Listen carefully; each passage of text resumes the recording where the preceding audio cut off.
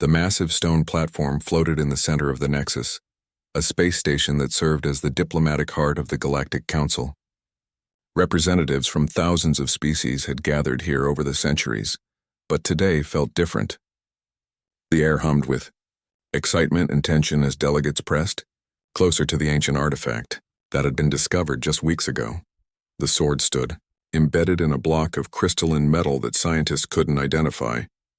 Its blade caught the light from the station's artificial suns, throwing rainbow patterns across the curved walls of the observation chamber. The weapon itself defied explanation. It appeared to be made of ordinary steel, yet every scan revealed materials that shouldn't exist together. The metal held properties that made the galaxy's best scientists scratch their heads in confusion. Ambassador Zethkar of the Vraxian Empire stepped forward first. His 8-foot frame towered over most other delegates, his crimson exoskeleton gleaming under the lights. The Vraxians were known throughout the galaxy as the strongest species, capable of lifting starship engines with their bare hands. If anyone could pull the sword free, it would be him. "This artifact belongs in the Imperial Museum," Zethkar announced, his voice booming through the chamber's speakers. "We have the strength to claim what others cannot." He approached the platform with confident strides. His forearms flexed as he grasped the sword's handle. The metal felt warm under his touch, almost alive. Zethkar's muscles bulged as he pulled. His feet scraped against the platform as he strained with all his might. The sword didn't budge even a millimeter. Frustrated growls escaped his throat as he tried different angles, different grips. Other Vraxian delegates joined him, all pulling together. Their combined strength could have torn apart a battlecruiser, yet the sword remained perfectly still in its crystal prison. Next came the Gorvani delegation. These silicon-based beings possessed strength that made even the Vraxians look weak. Their crystalline bodies could withstand the crushing depths of gas giants. Ambassador Quickstall approached the sword with mechanical precision. Her diamond-hard fingers wrapped around the handle, and she began to pull with force that could crack planets. The platform itself began to groan under the stress, but the sword stayed exactly where it was. Quickstall's crystalline structure began to fracture from the effort. She released the handle and stepped back, her body sparking as microscopic cracks spread across her surface. "Impossible," she whispered in her glass-like voice. "The quantum bonds should have given way under such pressure." The Thekanari tried next. These ancient beings had evolved beyond physical form, existing as pure energy most of the time. They materialized their consciousness into temporary bodies specifically designed for maximum strength. Their ambassador took the form of a giant made of living metal, standing 12 feet tall. Even they failed. One by one, representatives from dozens of species attempted to lift the sword. The metal-skinned Durathi bent the platform with their grip, but couldn't move the weapon. The psychic Zenari focused their collective mental power, trying to lift it through pure thought. The hive-minded scarab used the strength of 1,000 drones working in perfect harmony. All failed. Dr. Yelena Zorth, the galaxy's leading expert on ancient artifacts, ran scan after scan. Her 6 eyes moved independently as she studied the readouts on her floating display screens. "The sword appears to be testing something beyond mere physical strength," she announced to the growing crowd. "The quantum signature suggests it's reading biological and psychological markers." Hours passed. The greatest warriors, strongest beings, and most advanced technologies in the galaxy had all tried and failed. The sword remained as immovable as a mountain, its blade reflecting the disappointed faces of countless species. "Perhaps it's not meant to be moved," suggested Ambassador Kelvin of the Peaceful Accord, a coalition of philosophical species. "Some artifacts are meant to be studied, not claimed." But others disagreed. The sword called to them somehow, its presence filling the chamber with an energy that made everyone feel restless and eager. It wanted to be claimed, that much was obvious. The question was by whom? As the day wore on, more species arrived. Word had spread across the galaxy about the mysterious weapon that no one could lift. The chamber filled beyond capacity as beings from every corner of known space came to try their luck. Military commanders, spiritual leaders, scientists, and warriors all stepped forward. All failed. The sword waited patiently in its crystal prison, its steel surface unmarked by the countless hands that had tried to claim it. Spectators began to wonder if the weapon was simply decorative, a cruel joke left by some long-dead civilization. But deep scans revealed complex mechanisms within the blade, power sources that hummed with potential energy. This was no mere decoration. This was a weapon waiting for the right hand to wield it. As the station's artificial evening approached, delegates began to file out of the chamber. Many planned to return tomorrow with new ideas, different approaches, or more advanced technology. The sword would wait. It had already waited for who knew how long, buried in the ruins of a dead world until the archaeological team had found it. The discovery team itself had been unable to move it from the temple where they'd found it. They'd been forced to transport the entire crystal block, temple floor and all, back to the Nexus for study. Even the most powerful starship tractor beams had barely been able to lift the seemingly ordinary piece of metal. The chamber slowly emptied, leaving only a few guards and scientists to monitor the artifact through the night. The sword stood alone under the dim emergency lighting, its blade still catching and throwing back the faint glow. Somewhere in the vast galaxy, aboard a small cargo vessel that few would notice, a human ship received word of the strange discovery. Captain Sarah Chen read the news report with mild interest before filing it away with dozens of other curiosities from across the galaxy. She had no idea that her species was about to change galactic history forever. 3 days had passed since the sword's discovery made galactic headlines. The Nexus station buzzed with constant activity as more species arrived to attempt the impossible. News reporters from every major network had set up equipment around the chamber, broadcasting live feeds to billions of viewers across thousands of worlds. The sword had become a sensation. Betting pools opened on which species might succeed. Scientists published theories about the weapon's origin. Religious groups claimed it was a sign from their various gods. The chamber had been expanded twice to accommodate the growing crowds, but still delegates packed the viewing areas shoulder to shoulder. Captain Sarah Chen docked her cargo ship at the Nexus 3 hours behind schedule. Her vessel, the Lucky Break, was nothing special by galactic standards. A mid-sized hauler designed for efficiency rather than speed or comfort. She'd been delayed by a mechanical issue with the hyperdrive that had required a creative repair, using spare parts and determination. Sarah stood barely average height for a human, with short brown hair and calloused hands that spoke of years working with tools and machinery. She wore a simple flight suit marked with patches from various cargo companies she'd worked for over the years. Nothing about her appearance suggested she was anything more than another independent trader making a living hauling goods between systems. The customs officer who processed her paperwork was a bored-looking Centauri with blue-scaled skin and 4 arms. "Purpose of visit?" he asked without looking up from his screens.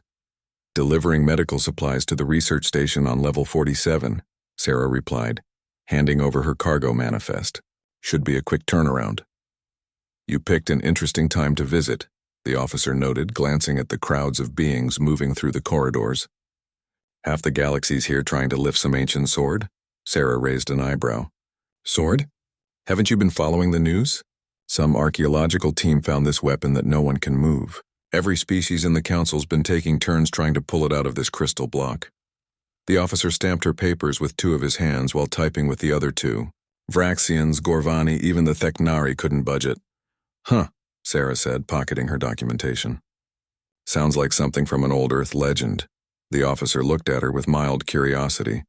"Earth? That's the human homeworld, right? Haven't seen many of your kind around here lately." Sarah shrugged. "We mostly keep to ourselves. Small colonies, independent traders, that sort of thing. Not many of us have reason to visit the political center of the galaxy." After completing her delivery, Sarah found herself with several hours to kill before her next pickup. The Lucky Break needed some minor repairs that the station's automated systems could handle, leaving her free to explore.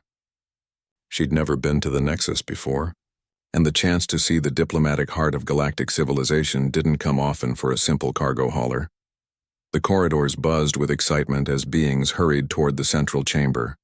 Sarah followed the crowd, curious about this sword that had captured everyone's attention. The closer she got, the more species she saw gathered together.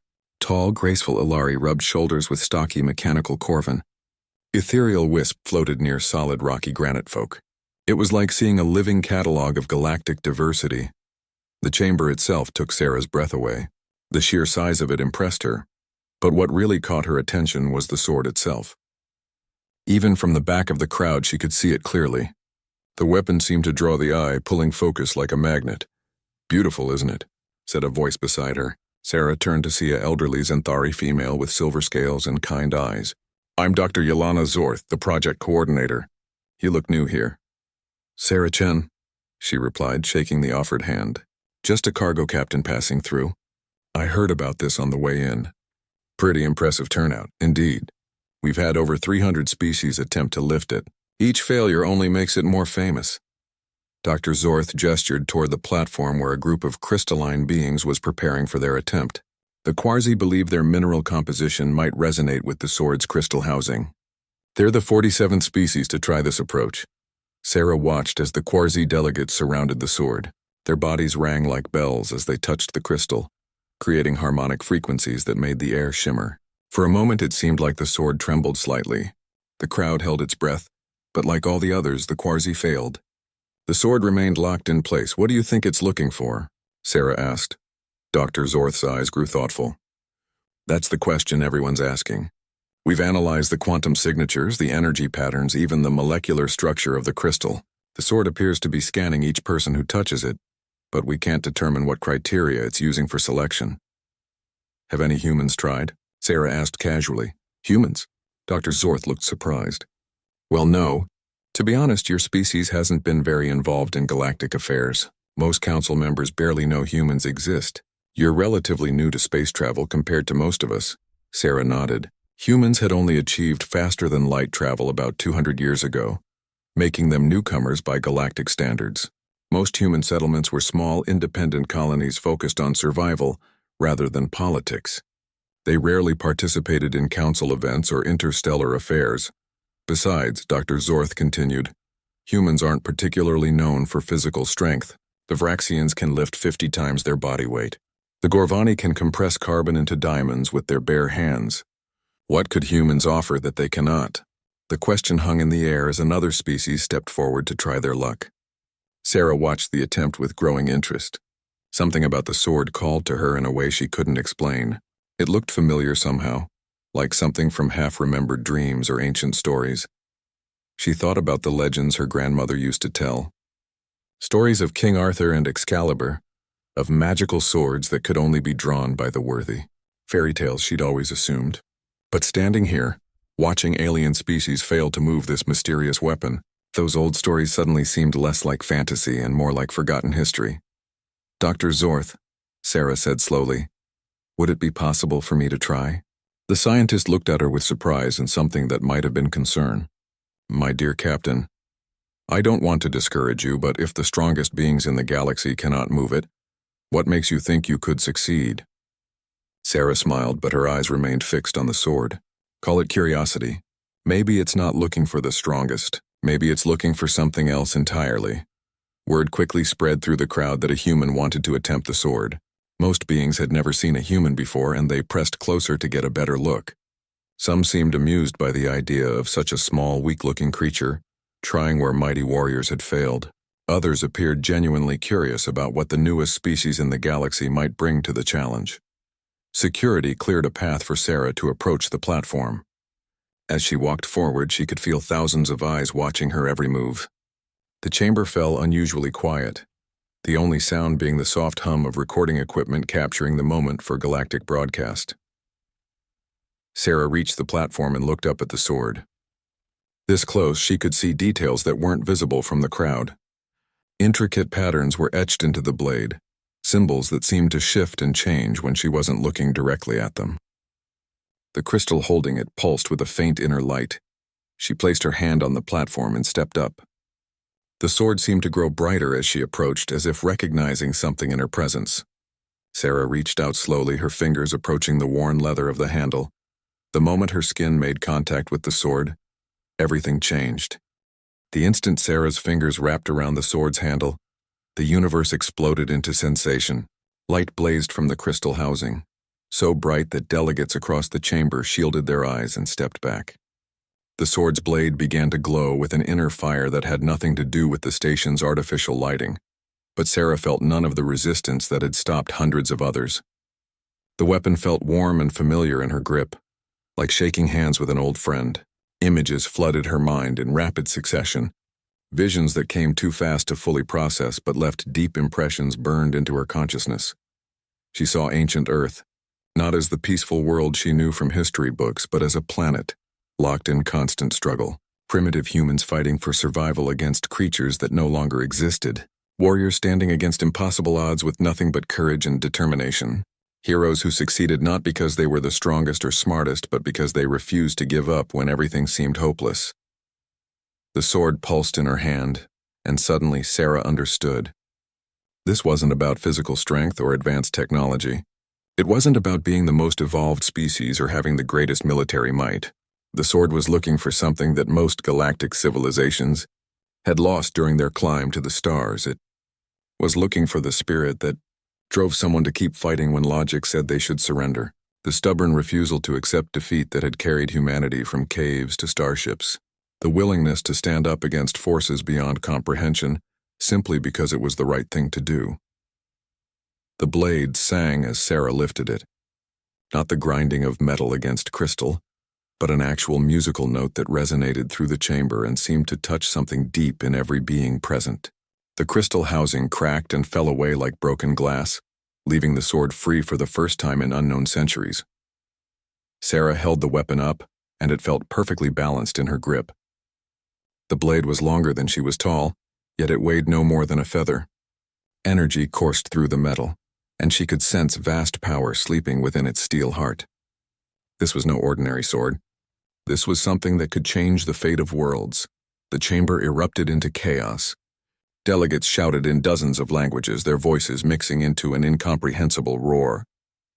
Security guards moved forward uncertainly, unsure whether to treat Sarah as a hero or a threat. News cameras zoomed in from every angle, broadcasting the impossible scene to billions of viewers across the galaxy. Dr. Zorth pushed through the crowd, her 6 eyes wide with amazement. "Impossible," she breathed. "The energy readings are off the charts. Captain Chen, how did you do that?" Sarah lowered the sword but kept it firmly in her grip. She could feel its power humming through her body, connecting her to something vast and ancient. "I'm not entirely sure," she admitted. "It just felt right." Ambassador Zethkar of the Vraxian Empire stepped forward, his red exoskeleton gleaming under the bright lights. His 4 arms were crossed and his expression showed barely controlled anger. "This is unacceptable," he declared in his booming voice. "A primitive species cannot be allowed to claim such a powerful artifact. The Vraxians demand the right to take possession of this weapon." Murmurs of agreement came from several other delegations. The Gorvani ambassador's crystalline body flickered with agitation. "Our scans detected weapons technology beyond anything in our current arsenal. Such power cannot be left in the hands of an untested species." Sarah felt the sword grow warm in her hand, responding to the tension in the room. The blade's glow intensified, and suddenly she was very aware of just how sharp the weapon was. "I don't think it works that way," she said calmly. "The sword chose me, not the other way around." "Chose you?" Ambassador Kelvin of the Peaceful Accord glided forward, his ethereal form shimmering with curiosity. "What do you mean by that?" Sarah searched for the right words. The experience had been beyond language, a connection that operated on levels deeper than conscious thought. "When I touched it, I could feel it testing me. Not my strength or my intelligence, but something else. Something about who I am, what my species represents." "And what does your species represent?" asked Dr. Zorth, her scientific curiosity overriding any concerns about political implications. Sarah thought about her grandmother's stories, about the history lessons that had seemed so irrelevant when she was learning to pilot starships. She thought about humanity's long climb from the African savanna to the stars, about all the times they'd faced extinction and somehow survived. "We represent the refusal to give up," she said finally. "Every time someone told us something was impossible, we found a way to do it anyway. We're not the strongest or the smartest species in the galaxy, but we're probably the most stubborn." The sword flared brighter at her words, as if agreeing with her assessment. Several delegates stepped back involuntarily as waves of energy rolled off the blade. "That's ridiculous," scoffed Ambassador Quickstall, her crystalline form sparking with irritation. "Every species in the galaxy has overcome challenges to reach the stars. What makes humans special?" Sarah looked around the chamber at the assembled representatives. She saw beings who had conquered planets, who had built empires spanning multiple star systems, who had evolved beyond their physical limitations. They were magnificent in their achievements and terrible in their power. But she also saw something else. These species had become comfortable with their superiority. They had reached the top of the galactic hierarchy and settled in. They had military might and advanced technology, but they'd lost something essential in the process. When was the last time any of your species faced real adversity? Sarah asked. Not political challenges or resource disputes, but actual survival-level threats? When did you last have to fight against impossible odds with nothing but determination? The chamber fell quiet. It was a question that cut to the heart of galactic civilization. Most species had achieved peace and prosperity centuries or millennia ago. They had advanced beyond the need for desperate struggles or last-ditch efforts. Humans haven't, Sarah continued. We're still climbing. Every colony we establish is a battle against hostile environments. Every ship that leaves Earth is taking a risk that could end in disaster. We haven't reached the point where we can relax and feel safe. The sword pulsed in her hand, and Sarah felt another wave of images. She saw the weapon's history, glimpses of its previous wielders, warriors from dozens of different species, all of them fighting against overwhelming odds, all of them possessing that same stubborn refusal to surrender that characterized humanity.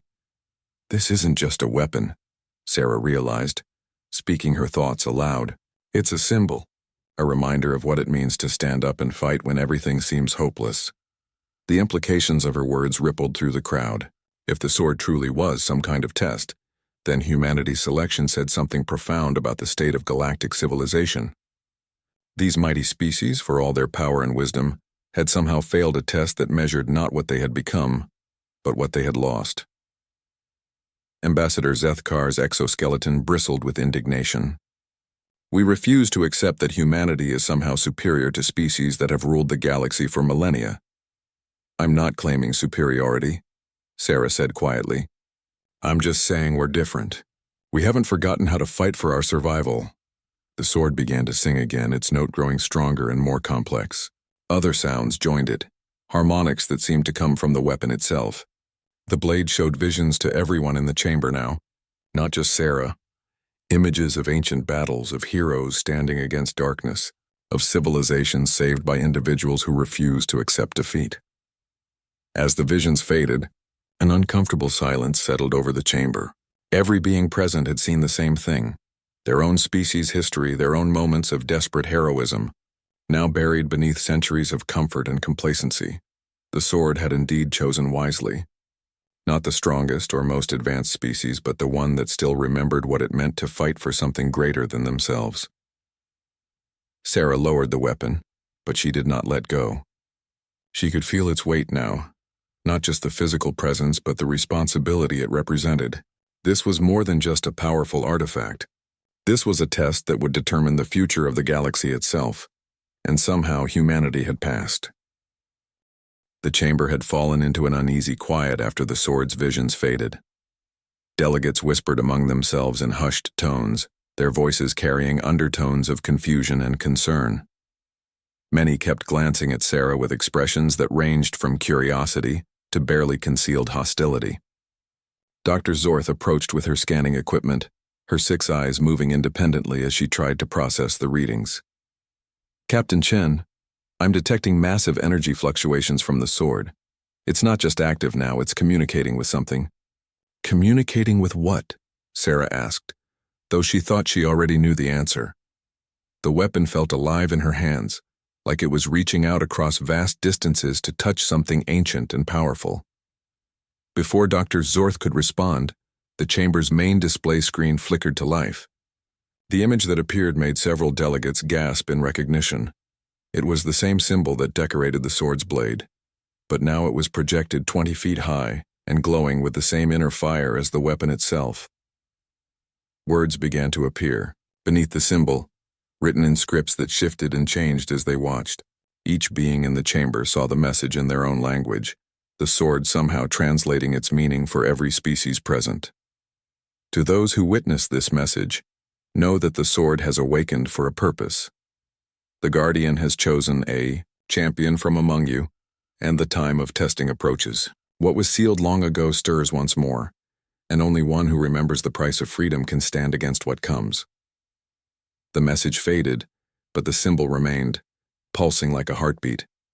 Sarah felt the sword grow heavier in her grip, as if the weight of destiny itself was settling onto her shoulders. Ambassador Zethkar stepped forward aggressively. What does this mean? What was sealed? What comes? The display flickered again, and new images began to appear.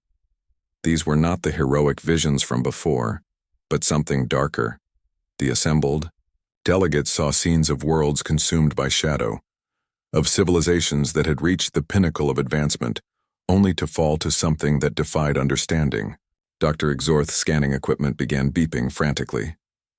These energy signatures, they're not from our galaxy. This data is showing quantum structures that shouldn't be possible in our dimensional space. The images on the screen became clearer, more detailed. They showed a vast intelligence that existed between dimensions, feeding on the complacency and comfort of advanced civilizations. It was ancient beyond measure, older than most of the stars in the galaxy, and it had been sealed away by heroes from a dozen different species working together in desperate alliance. The Devourer of Will, Sarah whispered, the name coming to her through the sword's connection. It feeds on contentment, on the peace that comes when struggle ends. It turns strength into weakness, advancement into stagnation. The assembled delegates exchanged worried glances.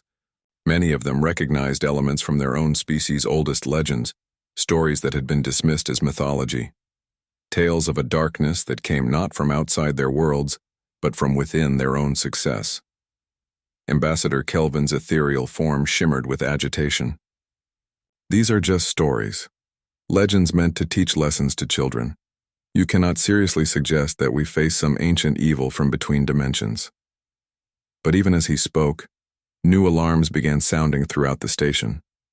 The Nexus's long-range sensors had detected something at the edge of the galaxy's spiral arm, something that wasn't quite matter and wasn't quite energy, but somehow managed to be both.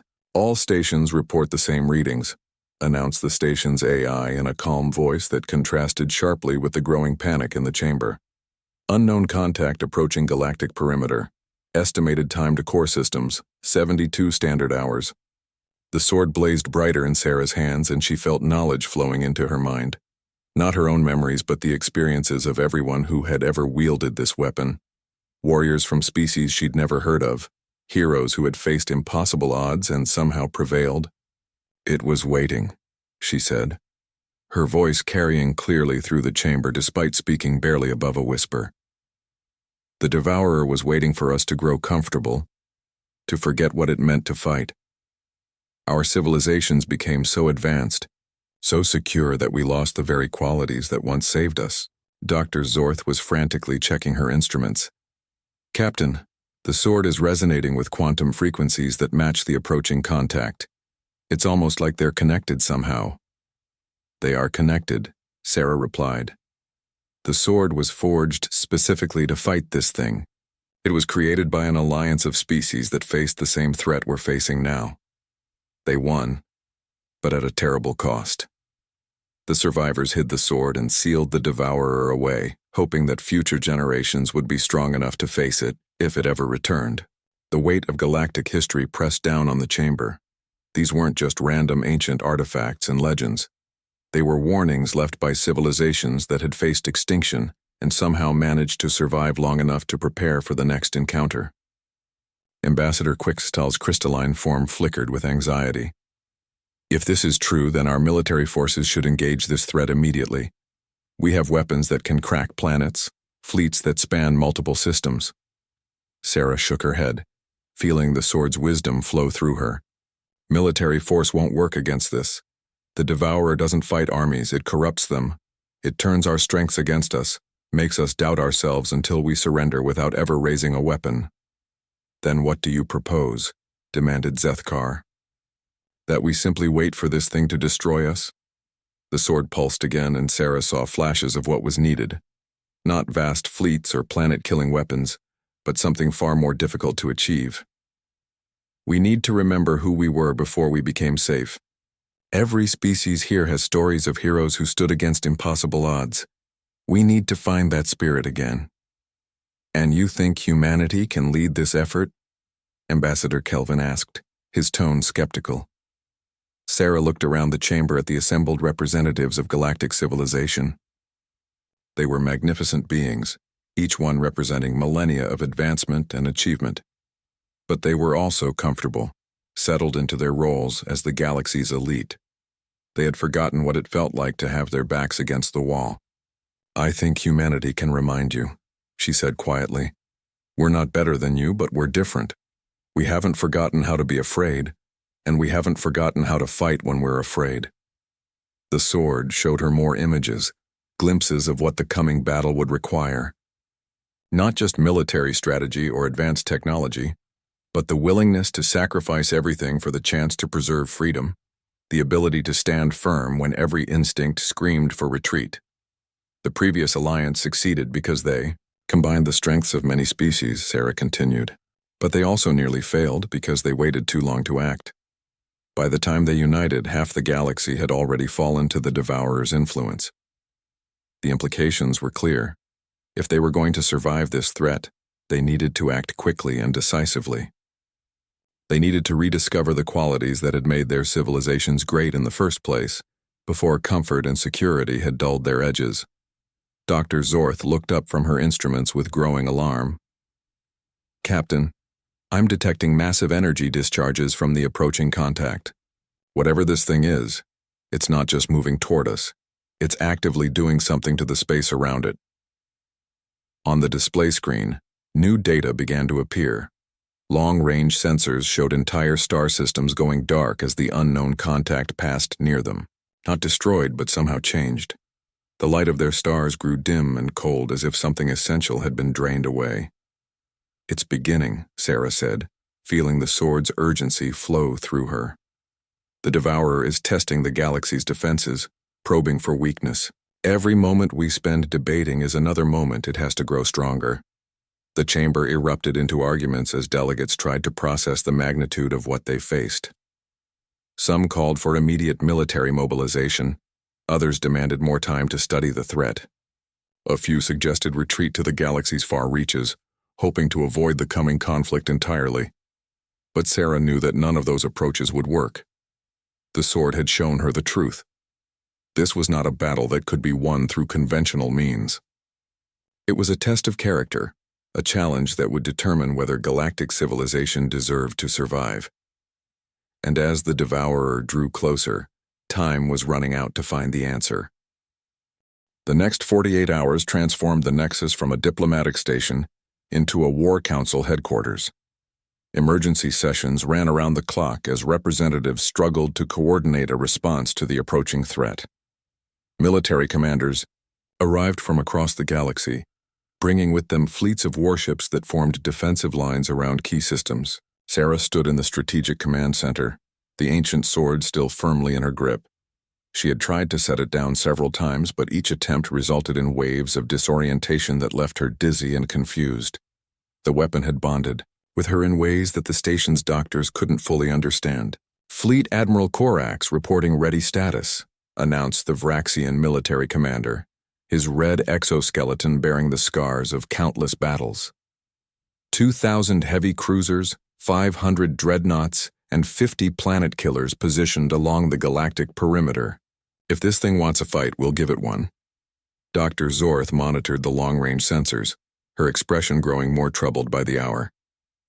"Admiral, I don't think conventional weapons will be effective. The energy signatures we're detecting don't match anything in our databases. This entity appears to exist partially outside normal space-time. Everything can be destroyed if you hit it hard enough," Corax replied confidently. "The Vraxian Empire has never met an enemy we couldn't defeat." Sarah felt the sword pulse with what she could only describe as sadness. Through its connection, she sensed the memories of other proud warriors who had said similar things just before their civilizations fell to the Devourer. "Admiral, the historical records show that direct military engagement actually makes the Devourer stronger. It feeds on conflict, on the despair that comes when mighty armies are easily defeated." "Then what do you suggest, human?" Corax's forearms crossed in a gesture of barely controlled frustration. "That we simply surrender without fighting?" Before Sarah could answer, alarms began sounding throughout the command center. The main display lit up with incoming data from the perimeter systems. What they saw made everyone in the room fall silent. The Devourer had arrived at the first defensive line, and it was nothing like anyone had expected. Instead of a massive ship or some kind of cosmic entity, it appeared as a wave of darkness that spread through space like ink through water. As it touched each defending vessel, the ship simply stopped fighting. Fleet 7, report status. Admiral Corax barked into his communications array. The response came back in a voice drained of all emotion. Status nominal, Admiral. All systems functioning. No enemy contacts detected. No enemy contacts? Corax stared at the display, showing his ship surrounded by the advancing darkness. Fleet 7, you are currently engaged with hostile forces. Repeat, you are under attack. Negative, Admiral.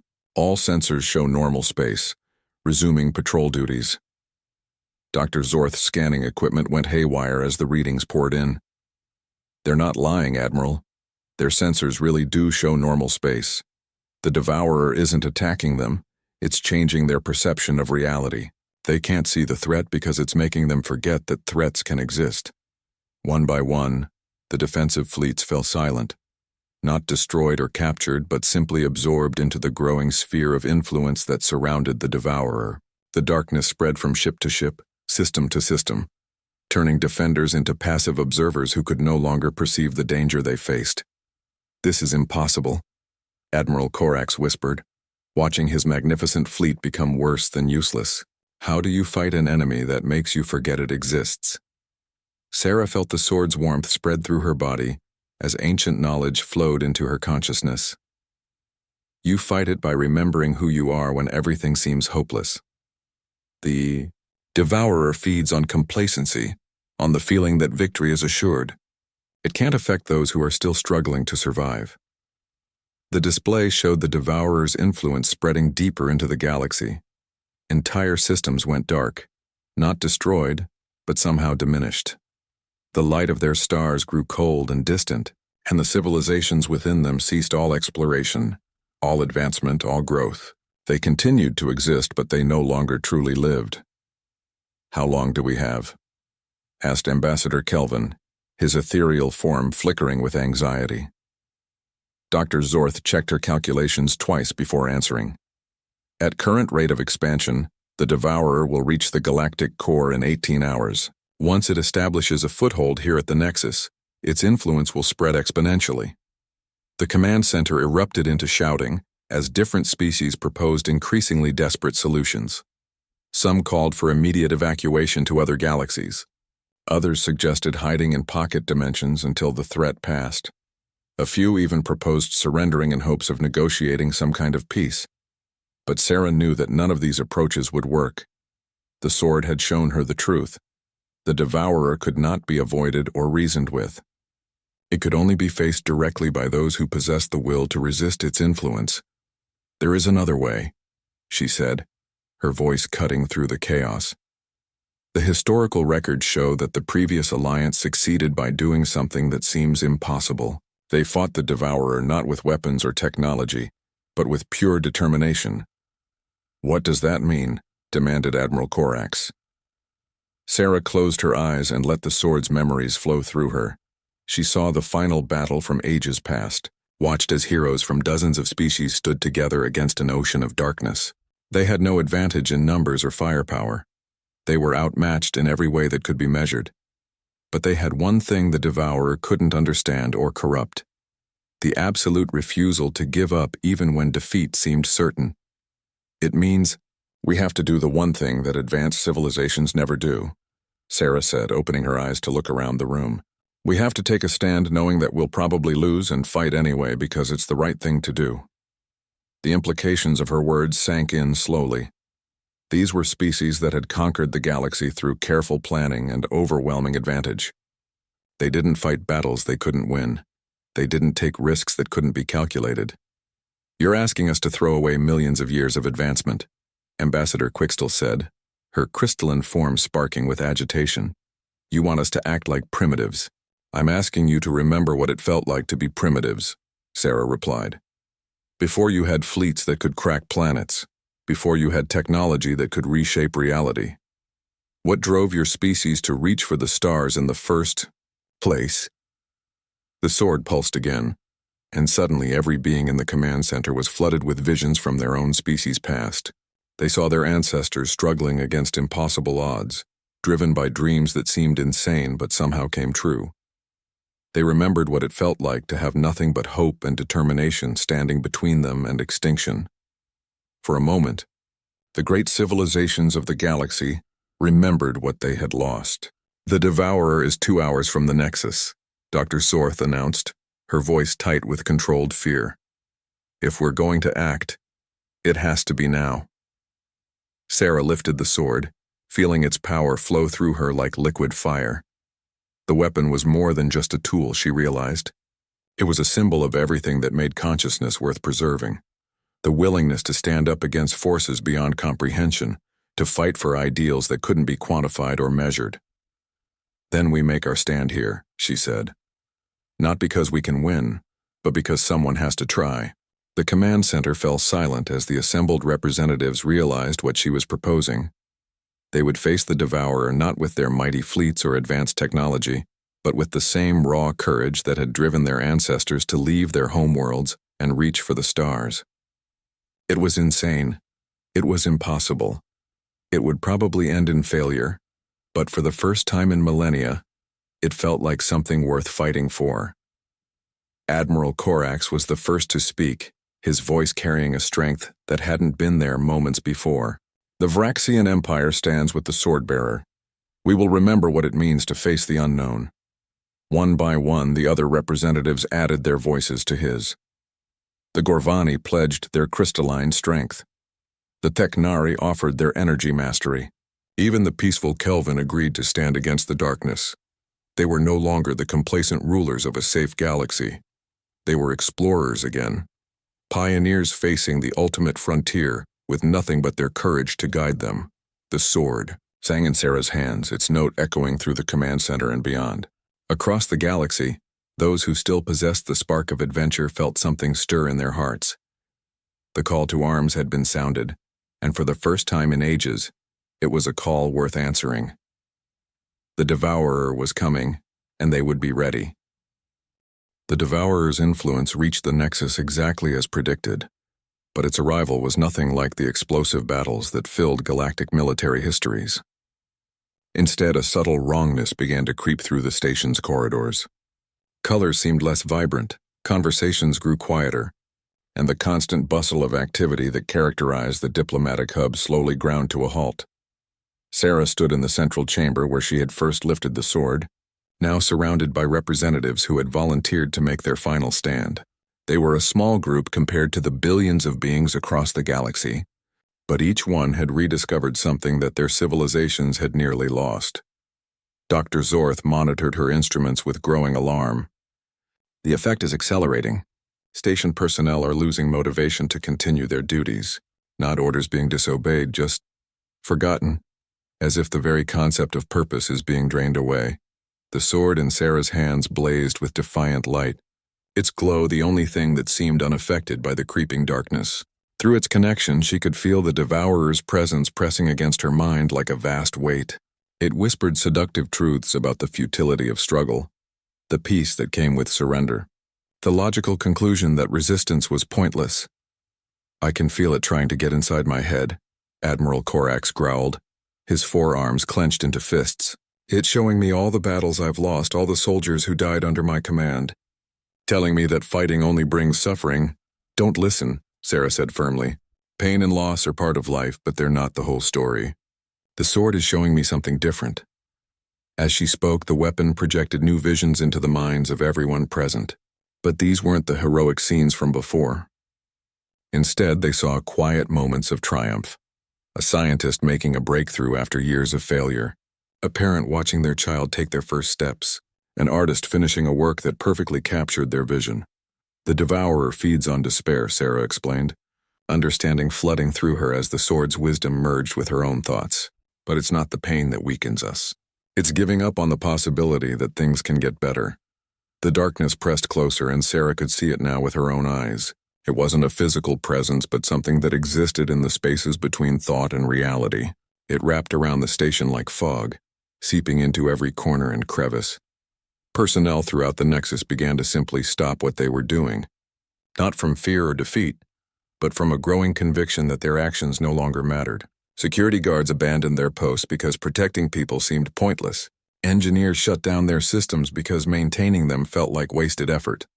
Even the emergency broadcast that had been coordinating the Galactic defense fell silent, as operators forgot why they had ever considered the messages important. "It's beautiful in a way," Ambassador Kelvin said dreamily, his ethereal form beginning to fade. "No more struggle, no more conflict. Just peace. Kelvin, stay with us," Sarah commanded, raising the sword higher. Its light pushed back the encroaching darkness, creating a small bubble of clarity around the group. "That's not peace, it's death. Real peace comes after the struggle, not instead of it." The sword showed them more images drawn from the memories of every being who had ever wielded it. Warriors who had fought not because they enjoyed violence, but because they loved what lay behind them. Scientists who had persevered through failure because discovery itself was worth any cost. Artists who had created beauty in the face of destruction because someone needed to remember that beauty was possible. The previous alliance didn't defeat the Devourer through superior firepower, Sarah realized aloud. They defeated it by refusing to let it define what victory meant. They chose their own measure of success. Around them, the station continued to fall under the entity's influence. But in their small circle of swordlight, the assembled representatives began to understand what they were really fighting for. Not their empires or their civilizations, but the right to choose their own destiny. Dr. Exorth's instruments detected massive energy buildup as the Devourer prepared for its final assault. "Whatever we're going to do, it has to be now. The entity is converging all of its power on this location." Sarah felt the sword's weight in her hands, heavier now than it had ever been. But the weight wasn't physical. It was the accumulated hopes and dreams of countless species, the desperate desire to remain free that had driven consciousness to spread across the stars in the first place. "Then we give it what it doesn't expect," she said, raising the weapon above her head. "We choose to hope when hope seems impossible." The sword exploded with light that had nothing to do with electromagnetic radiation. It was the light of possibility itself, the illumination that came from refusing to accept that failure was inevitable. The assembled representatives felt it flow through them, washing away the Devourer's whispers of futility and replacing them with something far stronger. The entity recoiled from the sword's radiance, its presence wavering for the first time since its arrival. Through the weapon's connection, Sarah could sense its confusion. This wasn't how the pattern was supposed to unfold. Advanced civilizations always succumbed to the logical conclusion that struggle was meaningless. They always chose the peace of surrender over the pain of continued resistance. But this group wasn't behaving logically. They were choosing to fight not because they could win, but because the fight itself had meaning. They were selecting hope over despair, growth over stagnation, the uncertain future over the comfortable present. "Now," Sarah shouted, and every being in the circle reached out to touch the sword's blade. The moment their hands made contact, the weapon's power flowed through them and beyond, spreading out from the nexus in waves that traveled faster than light itself. Across the galaxy, those who had fallen under the Devourer's influence suddenly remembered why they had ever bothered to reach for the stars. The darkness began to retreat, not driven back by force but simply unable to maintain its hold on minds that refused to accept its fundamental premise. The Devourer had fed on the assumption that advanced civilizations would inevitably grow complacent, but the sword had reminded them of something their ancestors had always known. The struggle itself was the point, not because struggle was good, but because it was through overcoming challenges that consciousness discovered what it was truly capable of becoming. Station by station, system by system, the galaxy began to wake up. Scientists returned to their research with renewed passion. Artists created works that blazed with fresh inspiration. Warriors prepared to defend not through obligation, but through genuine dedication to their cause. The Devourer's presence flickered and began to fade, its form becoming less substantial with each passing moment. It had fed on civilizations' surrender to the inevitability of their own stagnation. But faced with beings who chose growth over comfort, it found itself starving. "Is it over?" Admiral Korax asked, his voice hoarse from the strain of maintaining hope against impossible odds. Sarah felt the sword's power stabilizing, its desperate urgency fading into something more like contentment. Through its connection, she sensed the entity's retreat beyond the galaxy's borders, returning to whatever space between dimensions it had come from. For now, she said, "but it'll be back eventually." That's what the historical records show. It returns whenever civilizations grow too comfortable, too certain of their own superiority. Dr. Zorth was already analyzing the data from their encounter. Then we need to make sure that doesn't happen. We need to remember this lesson. The sword pulsed one final time, and Sarah felt its wisdom settling into her mind like a warm glow. The weapon would remain active as long as she lived, serving as a reminder of what they had almost lost. But more than that, it would call to others when the galaxy needed them most. The sword will choose new bearers when the time comes, Sarah said, understanding flooding through her, from whichever species still remembers how to dream of something better. As the immediate crisis passed, the assembled representatives began to realize the magnitude of what had just occurred. They had saved the galaxy not through superior technology or overwhelming force, but by remembering what it meant to be the heroes of their own stories. The age of comfortable certainty was over. In its place came something far more dangerous and infinitely more valuable: the knowledge that the future was still unwritten, and that they had the power to shape it through their own choices. The Devourer had been defeated, but the real victory was what it left behind: a galaxy that remembered how to hope. 6 months after the Devourer's defeat, the galaxy looked remarkably different from the comfortable, predictable place it had been before. The Nexus had become more than just a diplomatic station.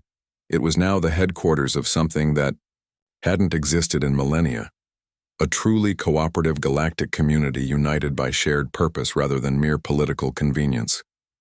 Sarah walked through the corridors that had once been filled with bored bureaucrats and complacent administrators. Now they buzzed with genuine excitement as beings from hundreds of species worked together on projects that would have seemed impossible just a year ago. The encounter with the Devourer had awakened something in galactic civilization that many had thought was lost forever. The sword remained at her side, no longer the blazing beacon it had been during the crisis, but still radiating a warm sense of purpose. Through its connection, Sarah could feel the pulse of activity across the galaxy as countless individuals rediscovered what it meant to strive for something greater than themselves. Dr. Zorth approached with her latest findings, her 6 eyes bright, with enthusiasm that had been completely absent during her previous research. "Captain Chen, you need to see this data. The archaeological teams have been finding similar artifacts across the galaxy. Weapons, tools, even what appears to be architectural blueprints, all left by the same ancient alliance that created your sword." Sarah examined the holographic displays that showed dozens of dig sites spread across multiple star systems. Each one had yielded artifacts that seemed designed to awaken specific qualities in those who found them: courage, creativity, determination, hope. It was as if the ancient alliance had prepared an entire arsenal of reminders for future generations. They knew this would happen again, Sarah realized. The Devourer, the complacency, the loss of purpose. They left us everything we'd need to fight back. More than that, Dr. Zorth continued, her excitement building. Some of these artifacts are responding to species that haven't even achieved spaceflight yet. We're detecting activation signals from worlds that most of the galaxy considers primitive. The implications were staggering. The ancient alliance hadn't just prepared for the return of the Devourer, they had ensured that new champions would emerge from unexpected sources when the galaxy needed them most. Admiral Korax entered the research chamber, his massive frame somehow seeming less intimidating than it had before the crisis. The Vraxian military commander had become one of Sarah's strongest allies in the months since the battle, his warrior's instincts perfectly suited to the new challenges they faced. "Human, we have a situation developing in the Outer Rim," he reported, using the casual tone that had replaced the formal military protocols of the old system. 3 species that barely knew each other existed are working together to terraform a world that should be completely uninhabitable. They claim they're being guided by artifacts similar to your sword. Sarah smiled, feeling the weapon's approval through their connection. This was exactly what the galaxy needed. Not the careful, calculated expansion of advanced civilizations, but the wild, desperate dreams of beings who refused to accept that something was impossible. Ambassador Kelvin materialized beside them, his ethereal form more solid than it had been in decades. The encounter with the Devourer had taught him that true peace required active participation rather than passive acceptance. The Philosophical Council has been receiving reports from across the galaxy, he said.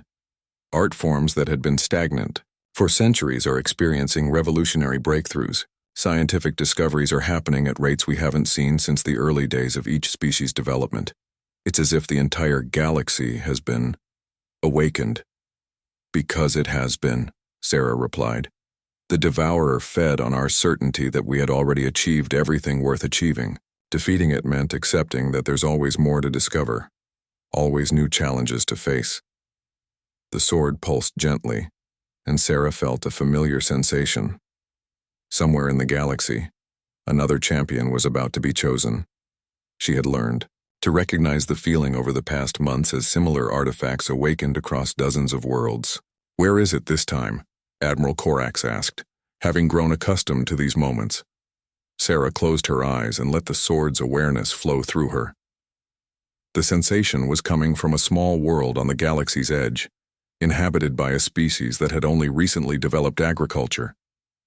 By most measures, they were thousands of years away from being considered an advanced civilization. The Cathara system, she said. There's a crystal formation there that's been dormant for millennia. It's awakening now. Dr. Zorth immediately began pulling up data on the system. The Cathara are barely past their tribal stage. They have no space travel, no advanced technology. What could they possibly offer? Sarah had learned not to ask that question anymore. Every species that had been chosen over the past months had brought something unique to the galactic community. The primitive Gromul had revolutionized agriculture through their deep understanding of planetary ecosystems. The barely spacefaring Tenri had shown advanced civilizations new ways to think about energy that led to breakthroughs in faster-than-light travel. They'll show us something we've forgotten, Sarah said with confidence. Something we need to remember. The communication system chimed with an incoming message from the Cathara homeworld. The signal was crude by galactic standards, barely strong enough to reach beyond their own atmosphere. But it carried a power that made everyone in the chamber stop what they were doing to listen. The voice that came through spoke in a language that the translation system struggled to process, but the emotion behind the words was universal. It was the sound of someone who had just discovered that they were not alone in the universe, and who faced that revelation not with fear, but with overwhelming joy. People of the stars, the voice said once the translators caught up. We have found the crystal that sings in our sacred mountains. It shows us visions of worlds beyond our sky, of brothers and sisters we have never met. We do not understand all that we see, but we understand this. We are part of something greater than ourselves. Sarah felt tears on her cheeks as the sword resonated with pure happiness. This was what they had been fighting for, not just to defeat the Devourer, but to preserve the possibility of moments like this. The chance for new voices to join the galactic community, bringing fresh perspectives and boundless enthusiasm. Prepare a diplomatic mission, Admiral Corax said, his voice rough with emotion. But a small one. They'll need time to process what they've discovered. Actually, Sarah said, feeling the sword's guidance, I think they'll teach us more than we can teach them. The artifacts don't choose species that need to learn. They choose species that are ready to lead. Over the following weeks, the Cathara's integration into galactic society proved Sarah right. Their deep spiritual connection to their homeworld revealed new approaches to terraforming that didn't require destroying existing ecosystems. Their tribal council structure provided insights into democratic governance that helped resolve conflicts that had been festering for centuries. Most importantly, their wonder at discovering the larger universe reminded every advanced species what it felt like to see the galaxy with fresh eyes. The sword had done more than defeat the Devourer. It had begun a renaissance that spread from world to world, species to species. The galaxy was growing again, not through conquest or expansion, but through the rediscovery of what made consciousness worth preserving in the first place. Sarah stood on the observation deck of the Nexus, watching ships from hundreds of different species dock at the station. Each one carried representatives who came not out of political necessity, but from genuine excitement about what they might discover through cooperation with others. The sword hummed contentedly at her side, its purpose fulfilled but its vigilance never-ending. Somewhere in the dark spaces between galaxies, the devourer waited for the next cycle of complacency to begin. But Sarah no longer feared its return. The galaxy had remembered how to dream. As long as that remained true, no force in the universe could take away their freedom to choose their own destiny. The ancient alliance had left them more than just weapons and tools. They had left them the knowledge that the greatest strength of consciousness was not its ability to achieve perfection, but its capacity to keep reaching for something better. And in a galaxy full of species that had rediscovered the courage to reach, that was more than enough to keep the darkness at bay. The sword would wait for the next champion when the time came.